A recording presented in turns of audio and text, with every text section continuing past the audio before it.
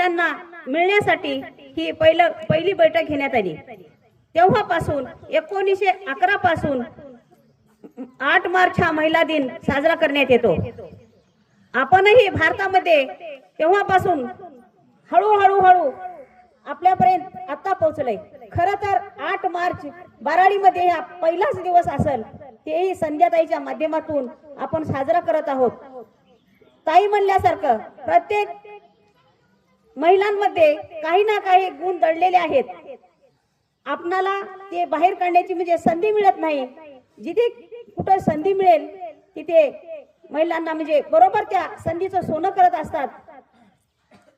सगळ्या महिलांना महिला दिनाच्या हार्दिक शुभेच्छा।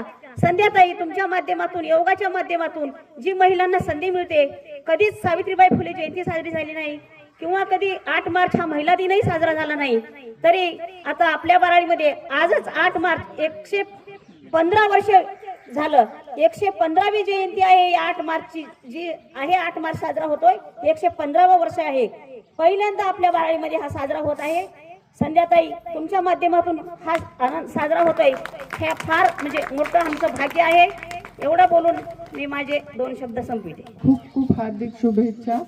आणि मला महिला असण्याचा खूप सन्मान आहे आणि तुम्ही सर्व महिला इकडे सर्व काही या क्षेत्रात, सगळ्या क्षेत्रात पुढे असल्या तरी पण तुम्ही घरी आपल्या सासू सासऱ्यांची सेवा करा, हा पण खूप महत्वाची गोष्ट आहे। त्यांचे आशीर्वाद घ्या, त्यांचा सन्मान करा आणि सर्व गोष्टीत महिला पुढे आहे हे तर माहितीच आहे आपल्याला।